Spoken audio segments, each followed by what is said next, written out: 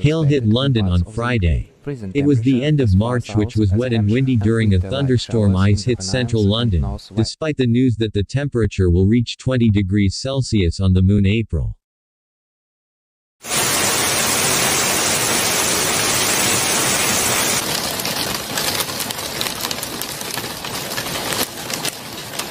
Even though spring is in sight, the temperature has dropped below freezing in recent weeks. The Met Office noted that around 1:30 p.m. it was raining. Torrential hit London as it seems to localize north and northwest and slowly moving east.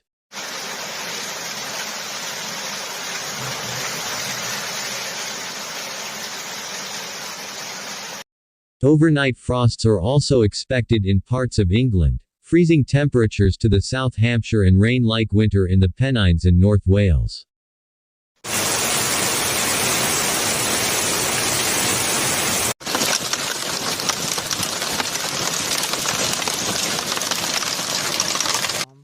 The change is expected to arrive Saturday night, with rain, hail, and snowfall moving south, and the weather is not expected to warm again until midweek.